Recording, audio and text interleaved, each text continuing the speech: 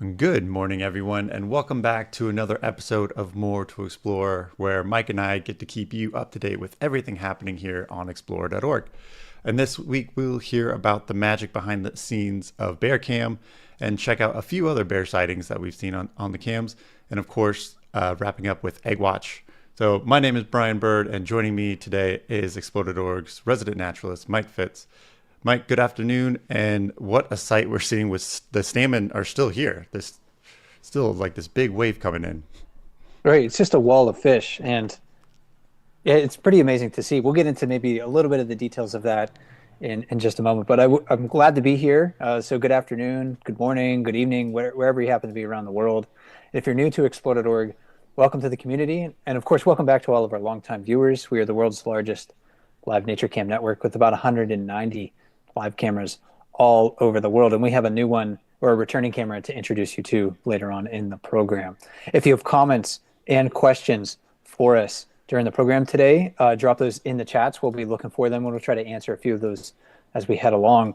But yeah, we're looking at world famous Brooks Falls right now. It's empty of bears, but full of salmon. And the bear cam season has really been interesting so far. Brian and I were just talking about this before we started, because early July here has really been defined by a super abundance of salmon. It has been solid fish, almost like this, for the last 2 weeks or more.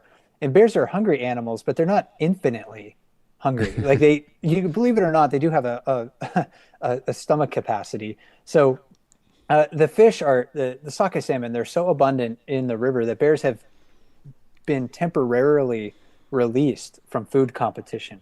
Bears do not need to hang out at Brooks Falls or compete for only a few productive fishing spots because they can find food nearly everywhere else along the river. And the bears that choose to fish at the falls, they also eat their fill quickly, so they don't need to stay there for very long. So the combination of these factors reduces the number of bears fishing at Brooks Falls. I know it's a really big surprise for a lot of people to be tuning into the live cams and see the falls empty of bears. There's plenty of bears around, just not many bears fishing at Brooks Falls because they don't have to do that. I think they just find better opportunities elsewhere along the river. At least that's my hypothesis. Yeah. At least. Yeah. I mean, when we were setting up for the show earlier this morning, there was a bear right on the lip, and there's one in the back, and it's like just the most picturesque scene of it. But I guess it is a good news that if they aren't around right now, that they actually are hitting their cap. They actually are full, which Yes. Yeah. I don't think that means there's really like a lack of bears or all of a sudden there was some die off last winter. It just means that the bears are full. They just walk into the river, they catch a few fish, they walk back out of the river. So there's really just little competition for any food right now. It's wonderful to see. I know a lot of times people are again a little confused by the lack of bears, but that means that they're really well fed. And every year, millions of people visit Katmai National Park through explore.org to watch brown bears fishing for salmon at Brooks River. And on the bear camps, we get to witness, nearly the full spectrum of bear behaviors and survival strategies. It's a special privilege for us to share this space with you. Underlying the bear cam watching experience is a system of electronics, satellite and radio antennas, solar power systems, and batteries that are necessary to keep the cams functional and transmit the webcam signal anywhere in the world with an internet connection. A lot of planning and work is necessary to make the bear cams a success. To learn more about the effort to get the bear cams up and running this year, I spoke with explore.org's field team recently, and here's our conversation. First, let me welcome in Joe Pfeiffer, who is explore.org's Director of Field Operations. Joe, great to see you today. Hi, Mike. It's my pleasure to be here. And we're also talking with BJ Kirchhofer, who is a field technician for explore.org. How are you doing today, BJ? Good to be here. So, yeah, I know you had an adventure up in Katmai. I'm wondering about, surprises that you may have encountered while you were there. So, Joe, did you encounter any surprises regarding the cams or the power systems when you returned to Brooks River to get the cams online this year? Actually, we did this year. We did the standard mission up to Dumpling Mountain to get the 2 repeater sites online. And by the time we got up there, we found out that both sites had a solar panel that just one disintegrated, one just blew off and was laying right there. So that kind of added a degree of difficulty to what we were already doing, because we really didn't prepare for that. Um, so we kind of had to scramble and figure out how to make things work with what we had. And we were able to get some solar panels from down at the camp up to the mountain via helicopter. So we kind of had to just rearrange our schedule and rearrange kind of our just the whole way we were going about it to just make some changes up on top of the mountain. In the end, we were able to, make it all happen with relatively little difficulty. But yeah, so we did, that was the first time we've ever ran into that. So whatever happened the last winter up there must have been unusually gnarly. That's to put it put it mildly, I think. And BJ, we've talked about this before. That you try to prepare as much as you can by bringing basically like a little hardware shop along with you. But the solar panel thing, that was definitely Mother Nature throwing a monkey wrench in your direction. Yeah, absolutely. Before any of these trips, Joe and I and the others will kind of sit in front of our computers and we'll go with whatever information that we can gather or have. A lot of our systems, when they're up and running, we can see a lot of detail about how they're working. But in this case, when you lose solar panels, of course, you lose power, and then we have no idea what we're walking into. So you kind of plan for a little bit of everything, but that's most of how we get around up there is flying. And to bring a extra solar panel would be a lot of effort. Probably wouldn't even fit in most of the planes that we're in. So that's just something that we don't usually run into nor plan for. And so when we got to the top of the mountain, saw that one of those panels was just gone, we thought, oh man, how are we gonna tackle this one? So we did a bit of head scratching there to make things work for this year. And Joe, what changes did you make to maybe better secure the solar panels, or do you think this is just like a kind of a one-off event and it's not something that you can expect to happen? Of course, it's like the first time it's happened in the history of Yeah. Bearcam, I think. We kind of did both. So we, at the summit, luckily in the past we had over solar panel that stand, so we could afford to sacrifice one of the 4 solar panels that were there. So we just had to rearrange the wiring a little bit, rearrange the voltage configuration from the batteries, and really it wasn't that big of a deal. The other site, Dumpling Temp, we definitely basically rebuilt that stand and added unit strut and just added all kinds of anchors and just really made it like bomb proof as much as we possibly could. Because we could see what happened. Like there was probably a gust of wind that came up under the solar panel and just kind of reeked it off, and so we just adjusted that whole configuration, added a number of guy wires, turnbuckles. We even have like these, I don't even know what you call them, like last ditch effort ratchet straps that are just kind of holding things in place just in case all of these other things fail. There's this just worst case scenario, but I think we'll be okay going into this year. I'll knock on wood, but so I think we did a good job. Sounds like the only thing that you didn't attach to it, maybe you did and you just didn't mention it, was zip ties and duct tape, but that's probably there's a bunch of zip ties too. Yeah. Okay. That Dumpling Mountain, BJ, is sort of like the pinch point for some of the cameras. They get their signal from the river relayed to the summit of the mountain and then to King Salmon. But there's a lot of work to do down at the river, of course, to get those cameras set up for the season. So what other work did you need to accomplish while you were there? Yeah, it's kind of a seasonal change every year. We try to keep the cameras going as long as possible after the camp is shut off each fall. And so we kind of have to reverse all that work when we go back every spring, move everything from the off-grid setup that was there and then put it back on the grid for the seasonal summer.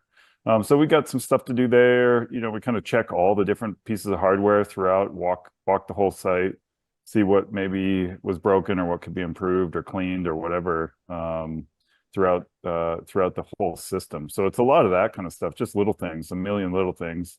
We provided a little bit better visibility. Some of the systems, like their Eprex Falls, their legacy systems, there's things that we've inherited, but we made one of them so we could see how it's generating energy throughout the summer, how well it's performing, and put that into kind of our online portal that allows us to see all our other sites. So that was kind of cool. Now we can keep track of that site a little bit better, and see how it performs throughout the summer. And then as we get closer to Fat Bear Week, when we start losing a lot of sunlight. Yeah, I can imagine how useful that'll be. And that actually leads into my next question. Joe, I know you've been working on the bear cams for a number of years. So how has the cam infrastructure changed from when you first started working on it? So what are maybe some of the major differences in the systems then and now? Sure. I mean, I'd say there's two major well, now three major changes. The off-grid power systems we've upgraded over the past few years, and just given us a lot more visibility into how they're performing, and it gives us the ability to predict, be proactive about things rather than reactive. So that's been huge. The second thing is, adding Starlink over on the campsite. That's made a huge difference. Just it kind of gives us a lot more flexibility, and we're not totally dependent on like the long link going back to King Salmon. So like if that thing fails, we have this redundant network that we can just shift things to, go a different route over directly out of Brooks Camp. And then this year, on top of the mountain, we're using some newer battery technology, the lithium batteries. We were kind of forced to do that because of the solar panel situation. But we were planning on doing that anyway, but we kind of wanted to ease into it. But so we just were forced into it. So now we're doing it, and so far so good. So those batteries, the advantage of those is that they weigh a lot less. You don't need a giant array of batteries, so it's just a much smaller footprint that we need to just keep our systems online for the season. So there's a number of advantages with going smaller and more efficient. But those are the three major ones. Outside of the just general camera upgrades that we've done over the past few years. This year we did put a different camera in at Falls High. Not necessarily an upgrade, but just one that we think performs better in that scenario. But yeah, mostly the power system though is, that's always been the challenge, and it always will be on top of the mountain. Ultimately our goal is to get off of the mountain and not have to depend on it, which we are making effort to do so. We're working with parks, their maintenance and engineering teams to, kind of put that project together.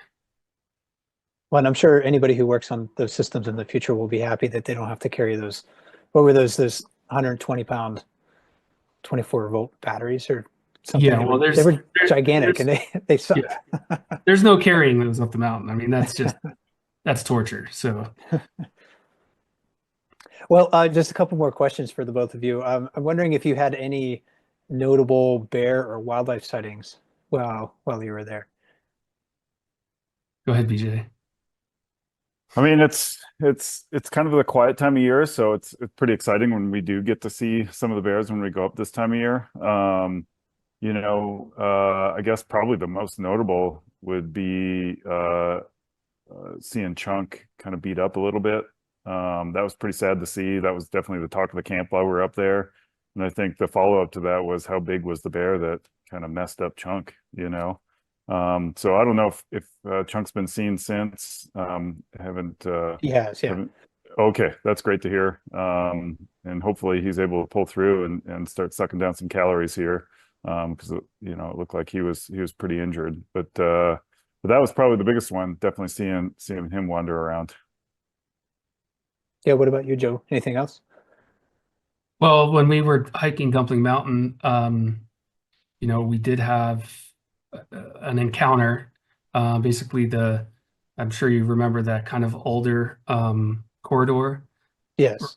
like kind of when you get past the overlooks.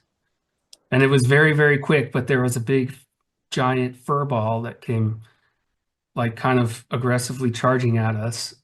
And then we all just kind of like yelled at it and it flipped a U-turn. So that was, it was early in the morning, so that woke us up a little bit to, kind of like start the season off with a nice bluff charge through the alders. That was fun. Yeah, I I think bet. Yeah. also There's to not add to much that, visibility in there. Go ahead, to BJ. add to that, we brought a guy that it was his first time at Brooks Camp, and Joe and I were doing the hay bear thing, which for those of you who haven't been there, you yell hey bear when you're walking through the woods, and didn't notice him yelling hey bear from the back of the line very much. And then once the alders exploded and there was a fur ball running around, all of a sudden he started yelling hey bear pretty loud for the rest of the hike. So I think he learned the importance of some of that bear safety stuff from the video at Brooks Camp. Well, good to hear, and glad you guys are safe. Your trip to Brooks River was more than a month ago now, so I'm curious what's next on your schedule. So BJ, where are you going to, or what are you working on right now? So some cleanup already. Seems crazy to think that we're already starting to wrap up some camps, but tomorrow I'll head over to Charlotte, Montana to go spend some time with the Owl Research Institute. We're going to pull back the great gray owl camera and the great horned owl camera. Both of those are temporary setups that are portable. So now that the season's done, we'll bring those down. And then planning on potentially a trip up to Canada to go fix some stuff up at Grasslands National Park for the bison cam. Well, that sounds like a lot of fun. And Joe, are you doing anything? Well, you're always busy, but yeah, what are you Yeah, working on? we've got, being gone for a month, a lot of stuff happens in 1 month. So we've got, some fires to put out.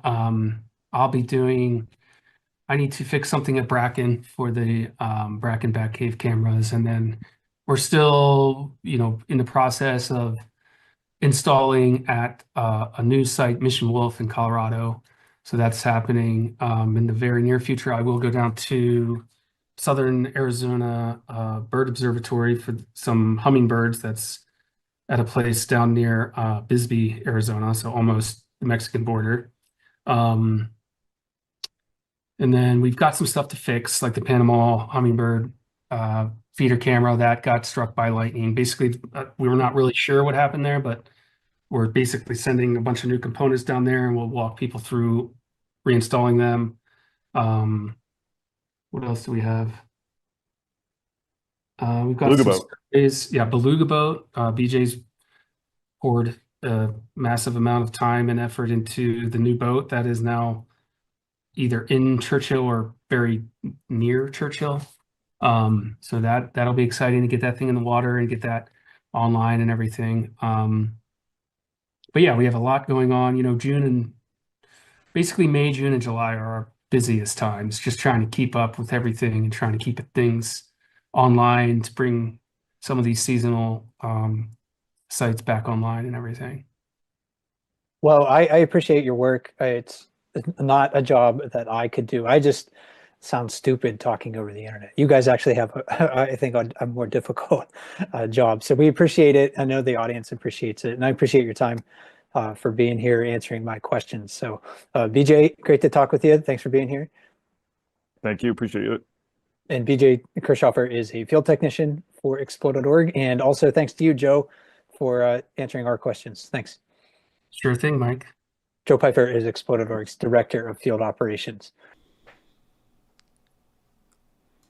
And thanks again to Joe and BJ for their time and effort to get the bear cams back online for 2025. And when we were gone, Brian, listening to that interview, we started, there weren't really, I think there was one bear on the far side of the falls, and now we're seeing a bunch of bears hanging out, scavenging fish. And look at the amount of carcasses just on the riverbank there. So again, that illustrates that the bears are not working hard at all to eat salmon. We did get a couple of audience questions that I saw rolling in on YouTube, Brian. If we maybe want to try to answer those right now. All right.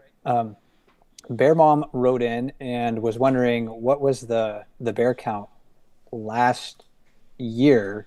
And I was looking at the statistics that I have available to me, and the Brooks River Bear Monitoring program there, or study, that's a long-term study. It's been ongoing since about the year 2000 or so. So they're trying to count every bear that's using Brooks River during and identifying them during their monitoring sessions.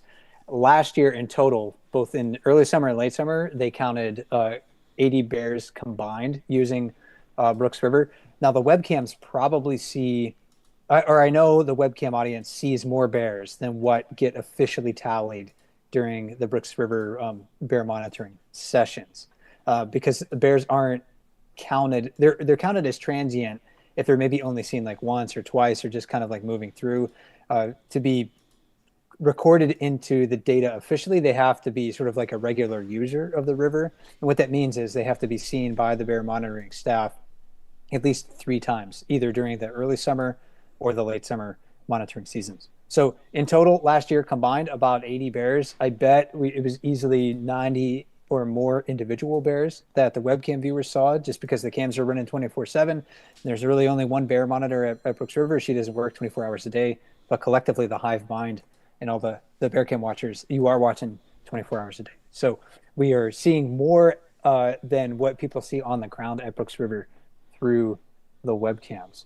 And then another question came in from Kuva's mom that asked, do the repeaters on Dumpling Mountain help feed the transmissions from other cameras to Starlink? And on Dumpling Mountain, no, that camera is relayed, I think, directly to from a radio repeater directly to the National Park Service headquarters in King Salmon. So no Starlink there.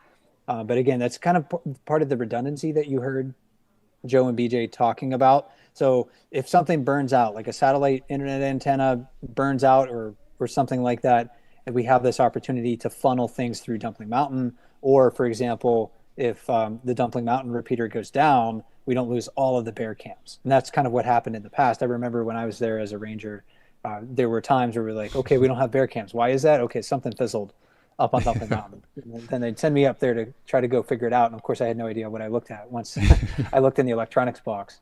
But that's they built in the redundancy now, so we have a much more consistent bear cam setup. So thanks for those questions. Thanks to Joe and BJ for giving us their expertise and sharing their time with us.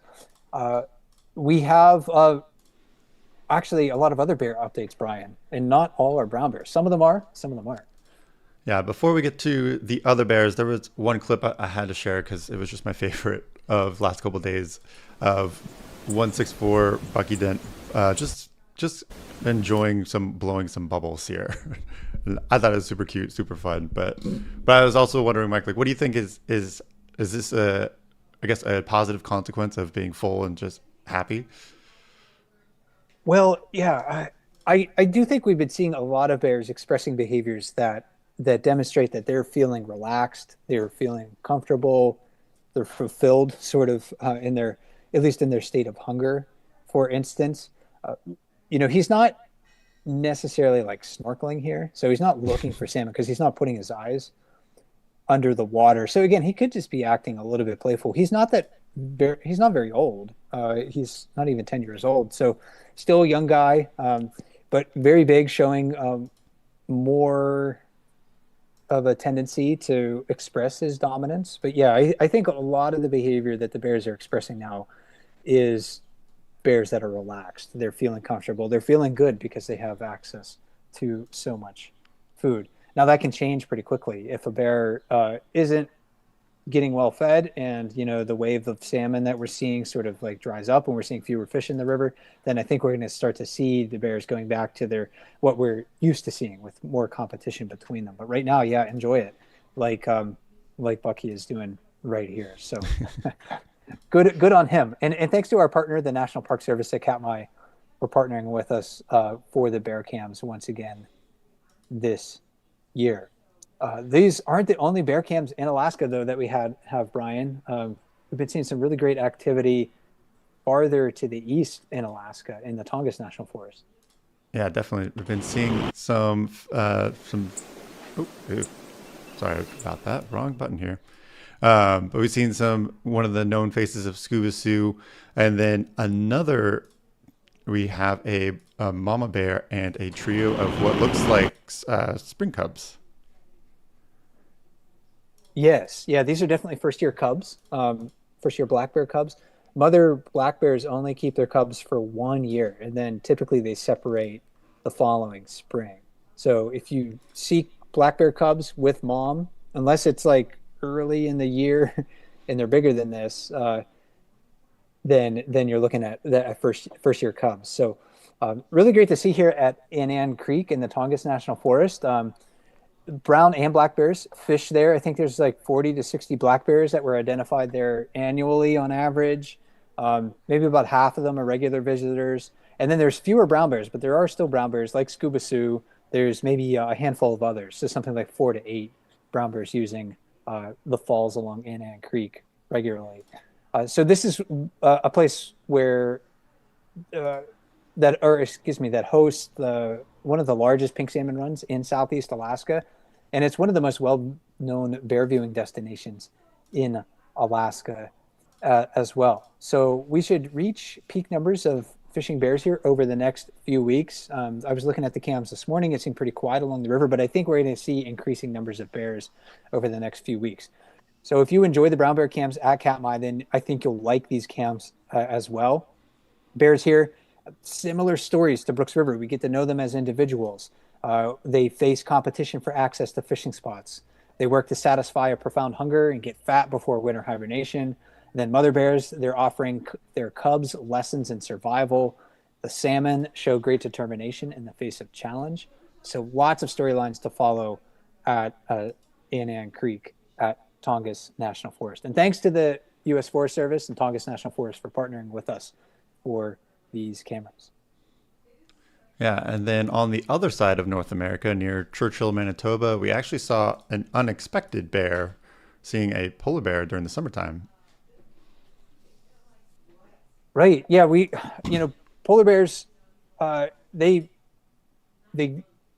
will sometimes wander quite widely. We know that on sea ice, they'll cover thousands of kilometers per winter as they're hunting for seals.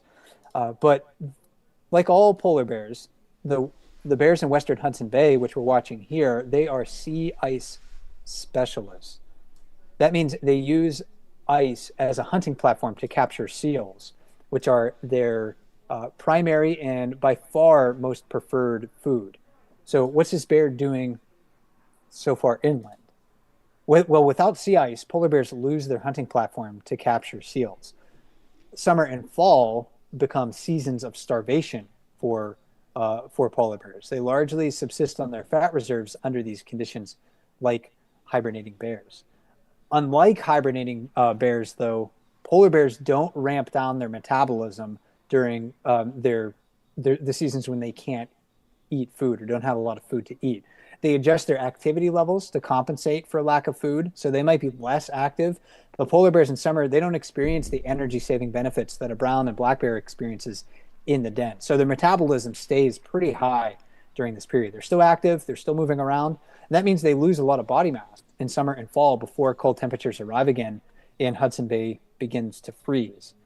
This population of polar bears has always experienced a summertime ice-free season on Hudson Bay. The difference now is that humans are forcing the climate to warm to a place it hasn't been in millions of years. So the ice-free season currently is several weeks longer than it was just 50 or 60 years ago. And then so with the ice-free season getting longer and longer, this will challenge the ability of bears to endure the ever-increasing season of hunger. The challenges posed by a longer ice-free season aren't going to show in large adult males like this guy here. This bear he's in pretty good shape. It's really going to be the most challenging for reproducing female polar bears. They will be the most energetically stressed. So we're not going to necessarily going to see like starving bears roaming the landscape. What we're going to see is just fewer and fewer cubs until there are fewer and fewer bears in the population. And that's a trend that's already happening. This population of polar bears has already experienced significant declines in the last 50 years. So the faster we act to break our addiction to fossil fuels, the better it'll be for wildlife everywhere. And thanks to Polar Bears International and Parks Canada for bringing us this cam from Wapusk National Park in Manitoba. Well, we have I think we should stay. We're gonna stay in Manitoba, right? Next, Brian, because we have you heard BJ Kirchhofer mention Beluga Boat, and it's about time for that to get in the water. Yeah, BJ has been working really hard in getting the new Beluga Boat up and operational, and I'm happy to report that we had a good test run today, and tomorrow we're going to have our first official Beluga Boat tour for the season. Yeah, so every summer, more than 50,000 beluga whales travel to the Churchill River estuary in Manitoba, and Beluga Boat takes you out into the water to experience them. Daily excursions. It's some of the best live video and audio of beluga whales that you can find anywhere, maybe anywhere in the world. I don't know of an equivalent experience. It's really wonderful to listen to them, to see them under the water under good conditions like this. So tomorrow, the first tour will be July 15th, excuse me, at 9:45 a.m. Eastern Time, 6:45 a.m. Pacific Time. Yep, and there's going to be weekdays, daily tours, so you can check out the full schedule at explore.org/event-calendar. And Mike, let's also welcome back another cam of the Philippine Eagles. Yeah, we're excited to have this one back because this is an opportunity for us to learn about one of the most endangered birds in the world. So this cam is located in Mindanao Island in the Philippines. And Philippine eagles are the national bird of the Philippines. They're endemic to that archipelago of islands. They're the largest forest raptor in the Philippines. Full-grown eagles sport a 7-foot wingspan and stand about 3 feet tall. So they're about the size of an adult bald eagle, but they hunt in rainforests. So they must be amazingly agile to navigate, that terrain and hunt in those conditions.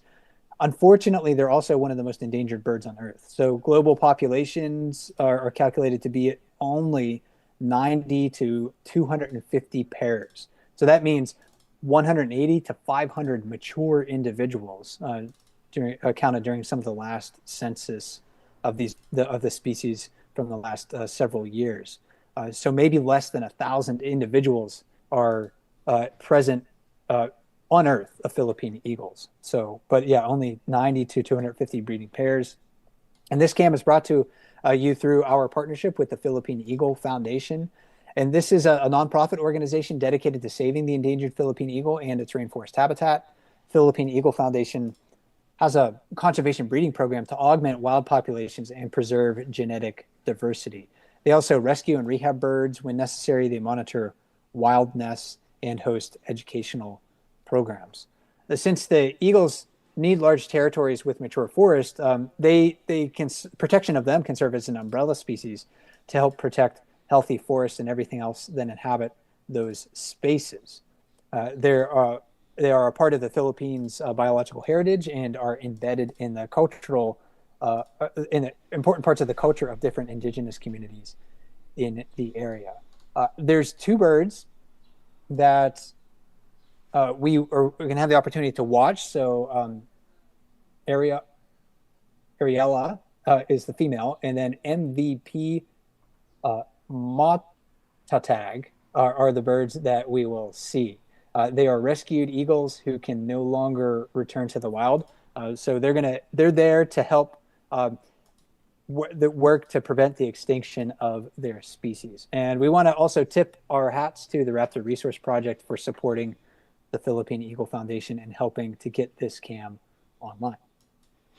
Definitely. Now let's keep rolling with the rest of the birds here on Explore.org with the next edition of Egg Watch. Welcome to the July 14, 2025 edition of Egg Watch on Explore.org. Our list of birds that we're watching on the cams is shrinking, as many of the nestlings that we've watched have fledged, and they're experiencing the freedom of flight for the first time. We'll get to those, but first let's start with birds that are still in their nest, with starting with the osprey. So in Montana, Acharla, Montana, still three osprey chicks in that nest, and I think we can expect them to for them to fledge later this month, maybe towards the end of the month. And then on the east coast of the U.S., in Chesapeake Bay, Kent Island, and Maryland, three eggs in that nest, three eggs hatched, and three chicks there currently. So I think expected fledge there in late July as well. So Owl Research Institute, our partner for the Osprey Cam in Montana, and then the Chesapeake Conservancy, our partner with the Osprey Cam in Maryland. And then sticking with the East Coast, let's go north to my area of North America in Maine with Seal Island. We have the puffin burrow there. So the puffling hanging out, getting very big and shedding that natal down and getting those feathers that are going to help it survive when it fledges out into the ocean. So this chick hatched on June 10, and they typically leave their burrow after 38 to 44 days. So looking at maybe a late June, early August fledge for our puffin chick.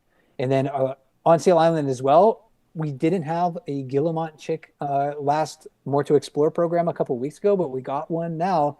So this chick hatched on July 4th. There were actually two chicks that hatched in this nest. One of them didn't survive. The first one that hatched was actually killed by a puffin. So this is the younger chick in this nest, but doing quite well right now. And I think an expected fledge for this bird in early August. Also, we have the opportunity to watch terns and other breeding birds on this island as well. So we've been getting some wonderful looks at common tern chicks. So look for them to care for their offspring above ground on the cameras on Seal Island. Success, though, has been part of the story at other nests as well. With our Trempealeau eagles, they have successfully fledged TE3. So I know this was a tumultuous journey for this bird. The dad on this nest, who is nicknamed Mr. T, he actually had two females with eggs in his two different nests in his territory, and he was prioritizing care on the other nest. So it was really up to Mrs. T to largely raise her single chick in this nest. And that has happened. So congratulations to Mrs. T and TE3, who fledged on July 10. And Raptor Resource Project is our partner for this camp. Wading birds, we also are celebrating the success of our blue herons with the Chesapeake Conservancy on the Delmarva Peninsula of Maryland. There were two chicks that matured in this nest, and we don't know exactly when they happened to fledge, but I think it was sometime around July 5 or 6. They just hopped to the branches and just kind of kept on going one day. So congratulations to them. Hopefully they're out there in a nice, clean, healthy wetland, poking around for frogs and fish. And then south in Florida at the Alligator Farm Zoological Park, there's still lots of birds up in the trees there. So we're not watching a specific nest, but lots of wading birds nesting in the trees there. So really pretty cam to check out. Let's head across the Atlantic Ocean, though, to Africa, because our African black eagle chick is doing really well. A single chick in that nest. It hatched on June 12 or 13. And they stay in the nest for a long time, 84 to 99 days. So I think this is probably going to be the last chick that we're going to have on our Egg Watch camera this year. So plenty of time to enjoy this chick and watch them grow. And thanks to Africam and the Salati Wilderness Foundation for bringing us that great camera. And then our Stony Point penguins. Brian, I'm a little sad. A little happy, but a little sad that our penguin chicks have left their little burrow.